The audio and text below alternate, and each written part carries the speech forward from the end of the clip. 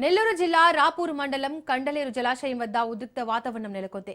Kandaleru dam సందర్శనకు వెళ్తున్న మాజీ మంత్రి కాకాని గోవర్ధన్ రెడ్డి, ఎమ్మెల్సీ పర్వతరెడ్డి, చంద్రశేఖర్ రెడ్డిలను పోలీసులు అడ్డుకున్నారు. పోలీసులు అడ్డుకోవడంతో వైసీపీ నేతలు బైఠాయించి నిరసన తెలియజేశారు. వైసీపీ నేతలను అదుపులోకి తీసుకుని రావూరు పోలీస్ స్టేషన్ కు తరలించారు. కండలేరు డ్యాం ముఖద్వారం వద్ద రోడ్డుపై బైఠాయించి పోలీసులకు వ్యతిరేకంగా నినాదాలు చేశారు.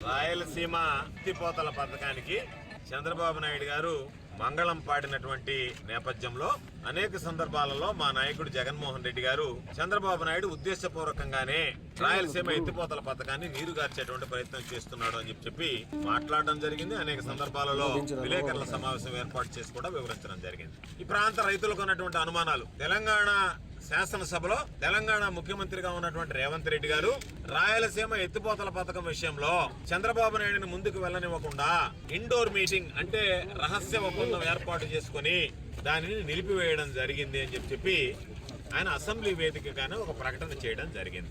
రేవంత్ రెడ్డి ఒక స్పష్టమైనటువంటి ప్రకటన చేశాడు. రైతులకు సంబంధించి ఎత్తిపోతల పథకాన్ని నిలిపివేయాలని నేను కోరిన మీదట చంద్రబాబు నాయుడు దాన్ని నిలిపివేశాడని చెప్తూ ఇంకా అనేక విషయాలు మాట్లాడడం అని చెప్పి జరిగిందని చెప్పి ఇంక ఏమేమి విషయంలో చంద్రబాబు రాష్ట్ర ప్రజల ప్రయోజనాలను తాకట్టు పెట్టాడనేటువంటిది రేవంత్ రెడ్డి నోటుకుండానే వినాలి. చంద్రబాబు చీకటి ఒప్పందం వెలుగు చూస్తుంది కాబట్టి దాన్ని తట్టుకోలేక జీర్ణించుకోలేక ఈరోజు మమ్మల్ని నిలువరించేటువంటి ప్రయత్నం చేస్తున్నాడు. మీరు రేవంత్ రెడ్డి చెప్పినటువంటి మాట వాస్తవమా కాదా? రేవంత్ రెడ్డి నేను ఎత్తిపోతల పథకాన్ని ఆపించాను అని చెప్పి ఈరోజు మాట్లాడాడు. ఆ మాట వాస్తవమా కాదా? దాని మీద స్పష్టత ఇచ్చేటువంటి దమ్ము ధైర్యం చంద్రబాబు అండ్ కంపెనీకి ఉందా? దాని మీద మీరు మాట్లాడగలుగుతున్నారా అనేటువంటిది ప్రధానమైనటువంటిది. ఈ రోజు ఉన్నటువంటి పోతిరెడ్డిపాడు హెడ్ రెగ్యులేటర్ ఉంటే దాని ద్వారా 44,000 క్యూసెక్లకు సామర్థ్యం పెంచిన తర్వాత మనం నీరు తరలించుకుని తీసుకురాగలిగాం.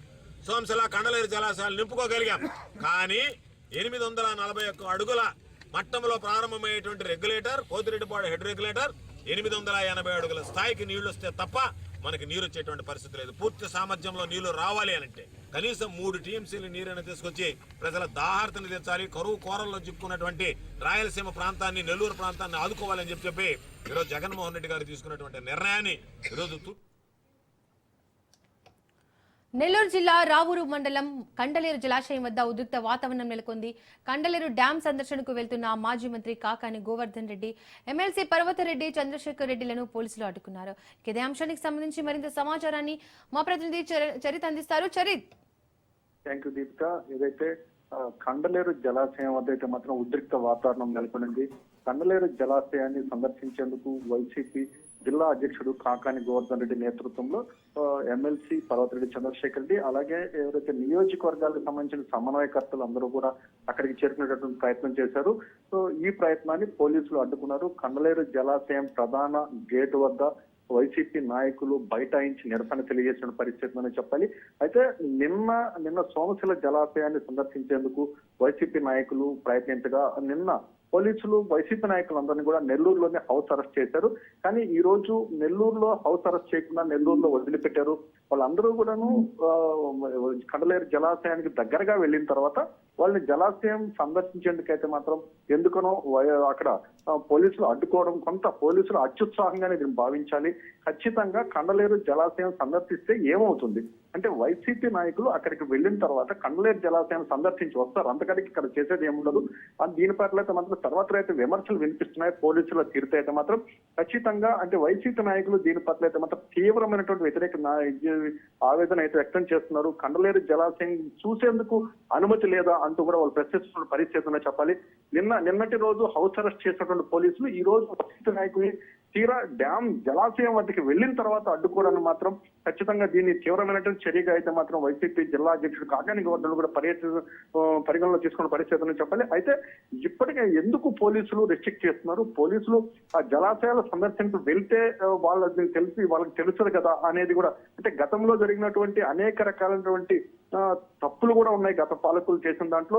ఇప్పుడు అదే ధోరణి కూడా ఇప్పుడు కొనసాగుతున్నట్టు కూడా తెలిసిన పరిస్థితి అని చెప్పాలి. ఈ రోజు కండలేరు జలాశయం సందర్శనకు వెళ్తున్న వైసీపీ నాయకులను అడ్డుకోవడం పట్ల అయితే మాత్రం కొంత వ్యతిరేకత అయితే మాత్రం ముట్టగొట్టిన పరిస్థితి ఉందని చెప్పాలి. Deepika. Right sir, thank you.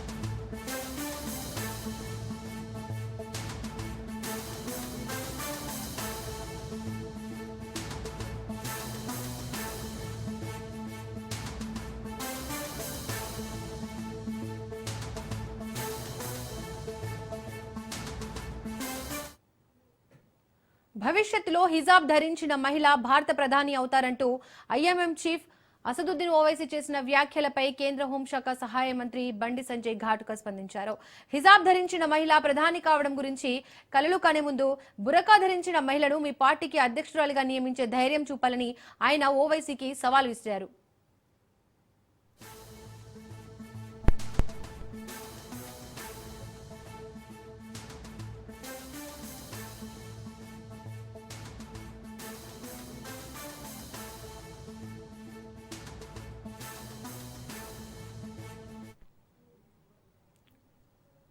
X వేదికగా బండి సంజయ్ స్పందించారు.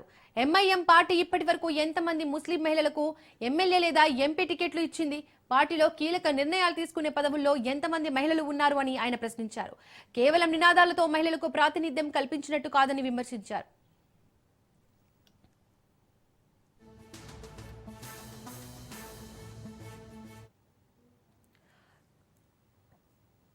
2018 ఎన్నికల్లో పాతబస్తీలో అక్బరుద్దీన్ ఓవైసీపై బీజేపీ తరపున షాజాదీ సయ్యద్ ను నిలబెట్టామని, అప్పుడు ఆమెను బెదిరించి ఓడించారని ఆరోపించారు. ప్రస్తుతం ఆమె జాతీయ మైనారిటీ కమిషన్ లో సేవలు అందిస్తున్నారని గుర్తు చేశారు. సాధికారత గురించి మాట్లాడే ఓవైసీ పార్టీలోనూ ఇంట్లోనూ మహిళలపై ఆంక్షలు విధిస్తారని సంజయ్ విమర్శలు గుప్పించారు.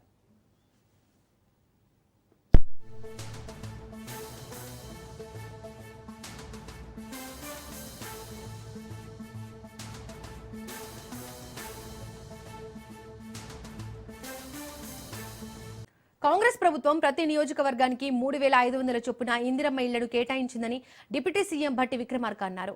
ఈ ఇళ్ల కోసం 22,500 కోట్లు ఖర్చు చేసినట్టు చెప్పారు. స్థలం ఉన్నవారు ఇల్లు నిర్మించుకోవడానికి 5 లక్షలు అందజేస్తోందని గుర్తు చేశారు. ప్రతి వారం బిల్లులు మంజూరు చేస్తామన్నారు.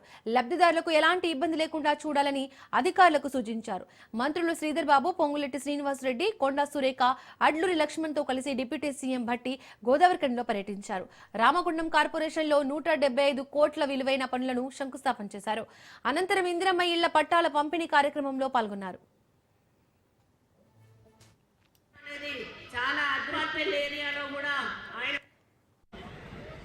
తప్పనిసరిగా ఈ ప్రాంతానికి 800 మెగావాట్స్ పవర్ ప్రాజెక్ట్ ఇవ్వాల్సిందే మా ప్రాంత ప్రజల చిరకాల వాంఛ అని చెప్పి కేబినెట్ లో కూడా మాట్లాడి, ఆ కేబినెట్ లో కూడా 800 మెగావాట్స్ పవర్ ప్రాజెక్టు సంబంధించి క్లియర్ చేసినటువంటి విషయం కూడా ఈ సందర్భంగా మీ అందరికీ మనం చేస్తాం.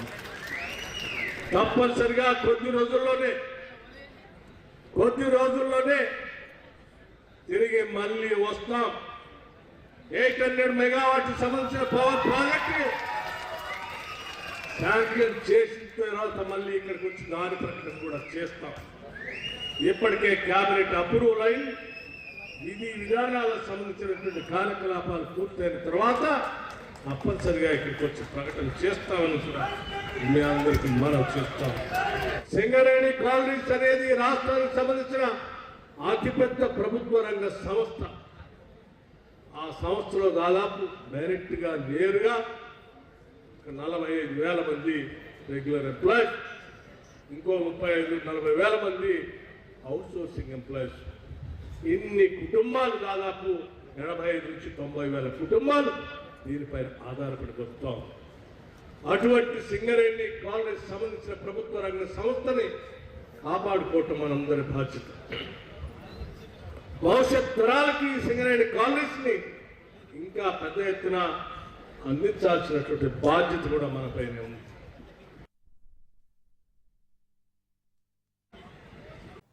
కేసీఆర్ ప్రజలకు మంచి చేశారు కాబట్టి ఆయన్ను ప్రజలు మర్చిపోలేకపోతున్నారన్నారు కేటీఆర్. కేసీఆర్ చేసిన అభివృద్ధితో భూముల ధరలు పెరిగాయని అన్నారు. ఎన్నికల ముందు అరచేతిలో వైకుంఠం చూపించారని అన్నారు. అడ్డగోలు హామీలిచ్చి ప్రజలను మభ్యపెట్టి రేవంత్ రెడ్డి అధికారంలోకి వచ్చాడని అన్నారు. దేవుళ్లు సోనియా గాంధీ, రాహుల్ గాంధీపై ఓటు వేసి 6 గ్యారంటీలు అమలు చేశానని రేవంత్ రెడ్డి చెప్పాడని తెలిపారు. పెన్షన్ ఏమైందని అడిగితే రేవంత్ రెడ్డి బూతులు మాట్లాడుతున్నారని మండిపడ్డారు. రేవంత్ రెడ్డికి వచ్చింది ఒకటే భాష, అది బూతుల భాష అని ఎద్దేవా చేశారు. అప్పులపాలైపోయింది రాష్ట్రం, అప్పులపాలైపోయింది.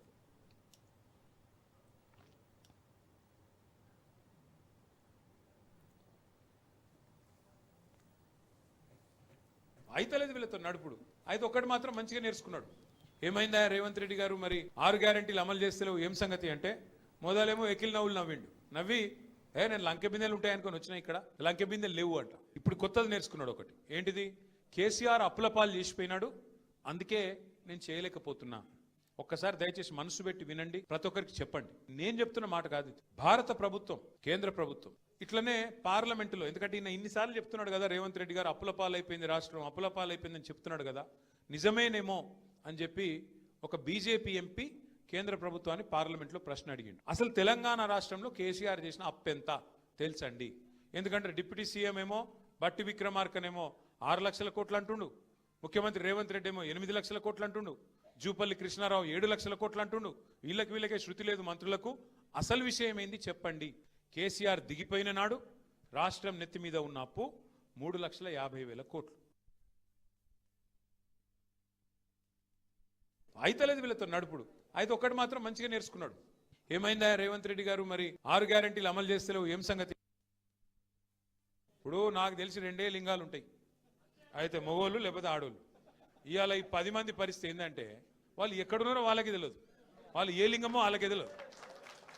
నువ్వు కాంగ్రెసా బీఆర్ఎస్ చెప్పురా భయ్ అంటే, ఆడనేమో కాంగ్రెస్ అట నియోజకవర్గంలో, స్పీకర్ కాడికి రాగానే బీఆర్ఎస్ అట. నేను అడుగుతున్నాను, నువ్వు నిజంగా బీఆర్ఎస్ అయితే మరి ప్రేమ్ గౌడ్ ఇక్కడ జాయిన్ అవుతావు, నువ్వే ఆడు. నువ్వు బీఆర్ఎస్ అయితే ఇక్కడ ఉండాలనా లేదా? నువ్వు మరి ఏడున్నావు? ఈ బతుకు అవసరమా? 4 సార్లు గెలుస్తుంది, 40 సార్లు గెలుస్తుంది. అందుకే అంటారు పెద్దలు చెప్తారు, పంది లెక్క 100 ఏళ్ళు బతికిన దానికంటే నంది లెక్క 4 ఏళ్ళు బతికినా చాలు. ఇప్పుడు జీవితం అంతా అందరం చస్తాం ఏదో ఒక రోజు. బతికిన 4 ఖదర్తో బతకాలి. చచ్చిపోతే కూడా మంచివాడు చచ్చిపోయిండ్రు అనాలి. చచ్చిపోతే బద్మాషిగాడు చచ్చిపోయినా అనుకుంటే కష్టం. గట్లుండాలి. కానీ నేను అడుగుతున్నా, ఇదేంది నాకు అర్థం కాదు. ఏం అభివృద్ధి ఆశించిపోయినావు నువ్వు? రేవంత్ రెడ్డి రాజేంద్ర నగర్ ఏం చేసిండు? 2 ఏళ్ళే కదా నువ్వు వచ్చి. ఒక్క ఇటుక పెట్టినావు ఎక్కడన్నా? ఒక్క పొక్క తవ్వినావా ఎక్కడన్నా? ఒక్క మనిషికి సాయం చేసినావా? ఒక్క కొత్త పని పథకం మొదలు పెట్టినావా? ఒక్క ఇందిరమ్మ ఇల్లు అంటాడు, హైదరాబాద్లో ఒక ఇందిరమ్మ ఇల్లు కట్టినావా? చూపెడతావా ఎక్కడన్నా? 2 ఏళ్ళు సరిపోలేదా మరి? అయ్యే బండ్ల కూడా ఏమైనా కట్టిండా అని అడుగుతుంది అక్క. ఆయన కట్టేటోడు కాదక్క, కూలగొట్టేటోడు. ఆయన కూలగొట్టేటోడు. హైడ్రా. రాబోయే మున్సిపల్ ఎన్నికల్లో బీజేపీ ఒంటరిగానే పోటీ చేస్తుందని తెలంగాణ బీజేపీ చీఫ్ ఎన్ రామచంద్రరావు అన్నారు. తెలంగాణలో బీజేపీ ఒక ప్రత్యామ్నాయ శక్తిగా ఎదుగుతుందన్నారు. పొత్తులపై నిర్ణయం అధిష్టానం పరిధిలో ఉంటుందన్నారు. తెలంగాణలో రేవంత్ రెడ్డి ప్రభుత్వం పనితీరుకు విమర్శలు కాకపోతే అవార్డులు వస్తాయా అని విమర్శించారు. తెలంగాణలో రేవంత్ రెడ్డి ప్రభుత్వానికి పాలనపై పట్టు లేదంటున్న బీజేపీ చీఫ్ రామచంద్రరావుతో మా ప్రతినిధి రాజు ఫేస్ టు ఫేస్. ప్రస్తుతం తెలంగాణలో రాజకీయాలు ఒక్కసారిగా హీట్ ఎక్కడం జరిగింది. మున్సిపల్ ఎన్నికలు దగ్గరికి వస్తున్న వేళ ఇప్పటికే రాష్ట్ర రాజకీయాల్లో త్రిముఖ పోటీ ఉంటుందని భావిస్తున్న వేళ ప్రస్తుతం జనసేన కూడా ఆ పోటీలో నిలుస్తామని చెప్పేసి ప్రకటించడంలో ఈ ప్రస్తుతం తెలంగాణలో ఏ విధంగా ఉండబోతా ఉంది మున్సిపల్ ఎన్నికలకు సంబంధించి మనతో మాట్లాడేందుకు బీజేపీ తెలంగాణ చీఫ్ రామచంద్రరావు గారు ఆయనతో మాట్లాడే ప్రయత్నం చేద్దాం. సార్ చెప్పండి సార్, ఇప్పటికే జనసేన పార్టీ ఏదైతే తెలంగాణలో మున్సిపల్ ఎన్నికల్లో పోటీ చేస్తామని చెప్పి ఇప్పటికే ఇక్కడ రాష్ట్ర అధ్యక్షుడు ప్రకటించడం జరిగింది. సో మీరు ఎట్లా ముందుకు వెళ్ళబోతా ఉన్నారు? పొత్తు ఏమైనా ఉండే అవకాశం ఉంటుందా? భారతీయ జనతా పార్టీ తెలంగాణలో ఒక ప్రత్యామ్నాయంగా ఎదుగుతున్నది. మేము రేపు అధికారంలో రావాలని మా పూర్తి ప్రయత్నం జరుగుతున్న సమయంలో మేము ఒంటరిగానే పోయేటటువంటి యొక్క అవకాశాలు ఎక్కువ ఉన్నాయి. మేము ఒంటరిగానే పోతామని చెప్పేసి మాకు నమ్మకం ఉన్నది. ఈ యొక్క మా జాతీయ పార్టీ కాబట్టి ఈ పొత్తుల విషయంలో అనేది కూడా జాతీయ పార్టీ నిర్ణయిస్తుంది. కాబట్టి తెలంగాణలో మాత్రం మా నేతలందరూ కూడా మా కార్యకర్తలు కూడా గట్టిగా పనిచేస్తున్నారు, ప్రత్యామ్నాయం కోసం పనిచేస్తున్నారు. కాబట్టి మేము ఎక్కువ సీట్లు మేము గెలిచే అవకాశాలు ఈసారి ఉన్నాయి. కాబట్టి మేము భారతీయ జనతా పార్టీకి ఎక్కువ మందికి అవకాశాలు రావాలి. కాబట్టి భారతీయ జనతా పార్టీ ఒంటరిగానే పోటీ చేస్తుంది. సార్, ఇప్పుడు మీకు కూటమిలో, ఎందుకంటే ఏపీలో కూటమిలో జనసేన ఉంది కాబట్టి ఇక్కడ పోటీ కనుక చేస్తే, సో అది మీరిద్దరు విడిగా పోటీ చేస్తే ఇతర పార్టీలకు లాభం చేకూరే అవకాశం ఉండదంటారా? అంటే ఊహాగానాలకు తావులేదు. మీ ఊహాగానంలో నేను దానికి నేను చెప్పను. కానీ బట్ ఇంకా అటువంటి ఏది మాకు ప్రతిపాదన రాలేదు, మీరు దాని మీద ఆలోచించలేదు. అటువంటి ఒక పరిస్థితి రాదని చెప్పి నేను భావిస్తున్నాను.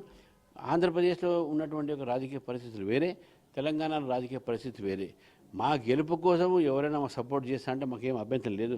కానీ పొత్తుల విషయంలో మాత్రం డెఫినెట్గా భారతీయ జనతా పార్టీ తెలంగాణలో ఒంటరిగానే పోతుంది. సార్, మున్సిపల్ ఎన్నికల్లో బీజేపీకి గతంలో చూసుకున్నట్టయితే ట్రాక్ రికార్డు బాగుంది. ఎందుకంటే అర్బన్ ఓటర్స్ బీజేపీ వైపు ఎక్కువగా కూడా చూసే అవకాశం కనిపిస్తూ ఉంది. సో ఈ నేపథ్యంలోనే, ఎందుకంటే మనం ఇటీవల ఎలక్షన్స్ కూడా చూసాం జూబ్లీహిల్స్లో. సో అప్పటికే పార్టీ నేతలంతా కలిసికట్టుగా పనిచేయలే అని చెప్పేసి కూడా కొంతమంది కార్యకర్తలు కూడా, కింది స్థాయి కార్యకర్తలు కూడా భావించారు. సో ఇప్పుడు ఏ విధంగా ఉండబోతా ఉంది? గ్రౌండ్లోకి వెళ్ళి పనిచేసే అవకాశం ఎంతవరకు కనిపిస్తూ ఉంది నేతలందరూ కలిసి?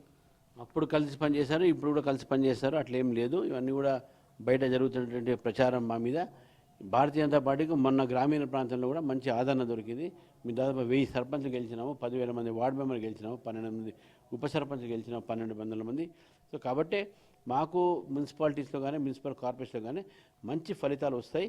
అందరూ ఏకవంతంతో పనిచేస్తారు. సార్, తెలంగాణ మంత్రులపై వస్తున్నటువంటి వార్తలు ఈ మధ్యలో మీరు చూస్తూ ఉన్నారు. సో అంటే క్యాబినెట్ చూసుకున్నట్టయితే ఏ విధంగా మీకు కనిపిస్తూ ఉంది? అదేవిధంగా మంత్రులపై వస్తున్నటువంటి అలిగేషన్స్ కానివచ్చు, అదేవిధంగా మంత్రులకు తెలియకుండానే సినిమాటోగ్రఫీ మంత్రికి తెలియకుండానే జీవోలు వస్తూ ఉన్నాయి, టికెట్ల పెంపు అని చెప్పేసి కూడా ఒకవైపు ప్రతిపక్షాలు బీఆర్ఎస్ పార్టీ లాంటి విమర్శిస్తూ ఉన్నాయి. సో ఎట్లా చూడొచ్చు రేవంత్ రెడ్డి ప్రభుత్వం క్యాబినెట్ను? ఈ పరిపాలన మీద పట్టుకోల్పోతే ఇటువంటివి జరుగుతాయి. ఒకటి. రెండోది, వీళ్ళ మీద ఆరోపణలు వస్తున్నాయంటే కాంగ్రెస్ పార్టీ మీద ఆరోపణలు రాకపోతే ఏదైనా అవార్డులు వస్తాయి, వాళ్ళకు ఆరోపణలు వస్తాయి వాళ్ళ మీద. అటువంటి తీరు కాంగ్రెస్ పార్టీది. సో ఇది బీజేపీ రాష్ట్ర అధ్యక్షుడు రామచంద్రరావు చెప్తా ఉన్నారు. పొత్తులు అనేటివి అధిష్టానం చూసుకుంటుంది. కానీ ఇప్పుడున్న పరిస్థితుల్లో మాత్రం, ఎందుకంటే ఇటు పట్టణ ప్రాంతాలతో పాటు గ్రామీణ ప్రాంతాల్లో కూడా బీజేపీని ప్రజలు ఆదరిస్తూ ఉన్నారు. ఖచ్చితంగా ఒంటరిగా వెళ్ళే అవకాశాలే ఎక్కువగా ఉన్నాయని చెప్తా ఉన్నారు. మరొక పక్క ఏదైతే ప్రతిపక్షాలు, ముఖ్యంగా కాంగ్రెస్ పార్టీ ఇప్పటికే ప్రజల్లో విశ్వాసం కోల్పోయింది. రాబోయే రోజుల్లో బీజేపీకి మరింత ఆదరణ పెరిగే అవకాశం కనిపిస్తూ ఉంది. మున్సిపల్ పోరులో మెజారిటీ స్థానాలను కైవసం చేసుకుంటామని చెప్పేసి బీజేపీ చీఫ్ రామచంద్రరావు చెప్తున్న పరిస్థితి కనిపిస్తూ ఉంది. కెమెరా పర్సన్ భరత్తో రాజ్ న్యూస్. సంక్రాంతి పండుగ వేళ విద్యా సంస్థలకు సంక్రాంతి సెలవులు ప్రకటించడంతో భాగ్యనగరం అంతా ఖాళీ అవుతోంది. సొంత ఊర్లలో పండుగ జరుపుకోవాలనే ఆశతో లక్షలాది మంది ప్రజలు ఏపీ బాట పట్టారు. దీనివల్ల హైదరాబాద్ విజయవాడ జాతీయ రహదారి ఒక్కసారిగా వాహనాల సందడితో కలకలలాడుతోంది. పండుగకు మరో 3 రోజుల సమయం ఉన్నప్పటికీ ట్రాఫిక్ ఇబ్బందులను తప్పించుకోవడానికి ప్రయాణికులు ముందే పయనమవుతుండటంతో రహదారిపై వాహనాల రద్దీ గణనీయంగా పెరిగింది.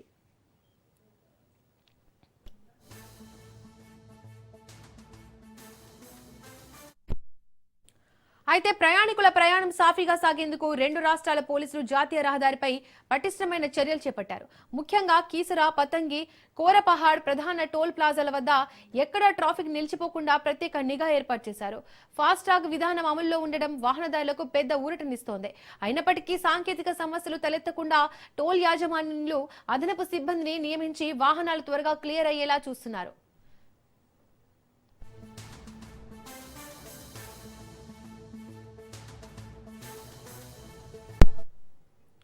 కృష్ణా జిల్లా కంచికచెర్ల పోలీసులు కీసర టోల్ ప్లాజా వద్ద ప్రత్యేక ఏర్పాట్లు చేశారు. ఇక్కడ ప్రతి 4 సెకండ్లకు ఒక వాహనం టోల్ బూత్ ను దాటేలా ప్రణాళికలు సిద్ధం చేశారు. అంటే గంటకు సుమారు 500 వాహనాలు ఎలాంటి అంతరాయం లేకుండా ప్రయాణించవచ్చని అంచనా వేస్తున్నారు. నేడు రేపు వాహనాల రద్దీ పతాక స్థాయికి చేరుకునే అవకాశం ఉన్నందున టోల్ ప్లాజాల వద్ద క్యూ లైన్లు పెరగకుండా అదనపు కౌంటర్లను కూడా అందుబాటులోకి తెచ్చారు.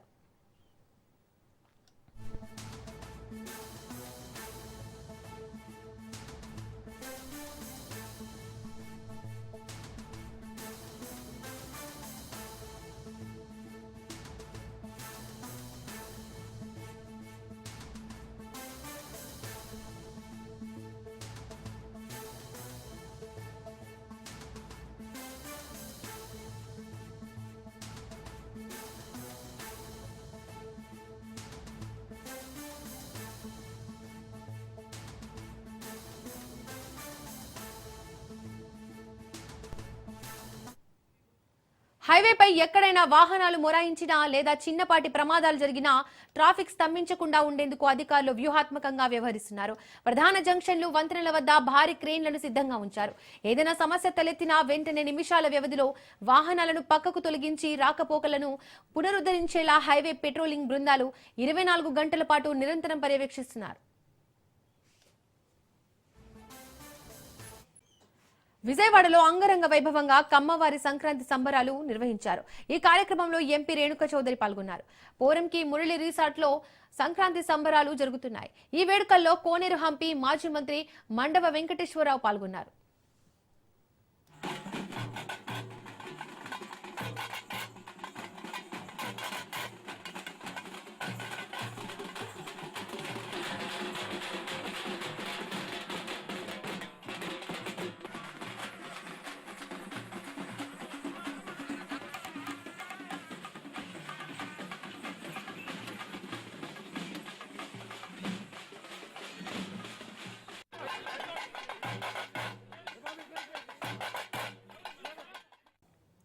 డాక్టర్ బిఆర్ అంబేద్కర్ కోనసీమ జిల్లా ఆత్రేయపురంలో సంక్రాంతి సందడి నెలకొంది.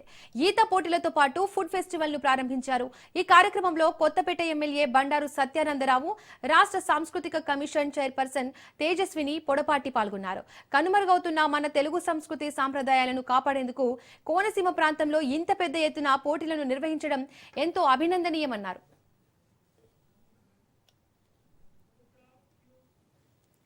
కూటమి ప్రభుత్వం అధికారంలోకి వచ్చాక రాష్ట్రం అన్ని రంగాల్లో అభివృద్ధి చెందుతోందని చెప్పారు. ఈత పోటీల నిర్వహణ సందర్భంగా పలు సాంస్కృతిక కార్యక్రమాలు నిర్వహించారు. వీటిని తిలకించేందుకు పెద్ద ఎత్తున ప్రజలు తరలి రావడంతో ఆత్రేయపురం ప్రాంతంలో సందడి వాతావరణం నెలకొంది.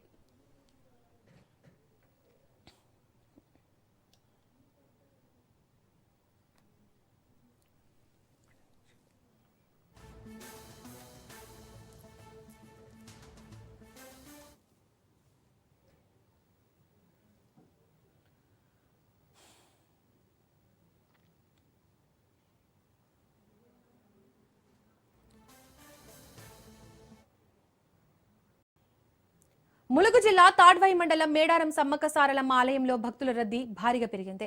పెద్ద ఎత్తున తరలి వచ్చిన భక్తులు వనదేవతలను దర్శించుకుంటున్నారు. ఈ రోజు ఆదివారం కావడం, స్కూళ్లకు, కాలేజీలకు సంక్రాంతి సెలవులు రావడంతో రాష్ట్రం నలుమూలల నుండి భారీ సంఖ్యలో తరలి వస్తున్నారు. అంతేకాకుండా ఆంధ్రప్రదేశ్, ఛత్తీస్గఢ్, మహారాష్ట్ర, ఒడిశా వంటి నుంచి కూడా భారీగా తరలివచ్చి జంపన్నవాగులో పుణ్య స్నానాలు ఆచరించి తలనీలాలు సమర్పించుకుంటున్నారు. అనంతరం ఆలయంలో మొక్కులు చెల్లించుకుంటున్నారు.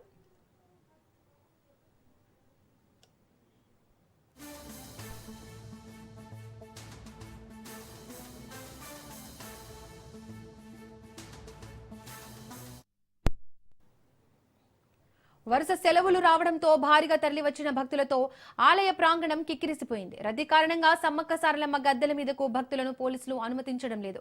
నేడు మేడారంలో ఉప ముఖ్యమంత్రి భట్టి విక్రమార్క పర్యటించనున్నారు. ఆయనతో పాటు మంత్రులు కొండా సురేఖ, సీతక్క, పొన్నం ప్రభాకర్, శ్రీధర్ బాబు, పొంగులేటి శ్రీనివాసరెడ్డిలు ఈ పర్యటనలో పాల్గొననున్నారు. అధికారులతో కలిసి మేడారం జాతర పనులపై సమీక్షా సమావేశం నిర్వహించనున్నారు.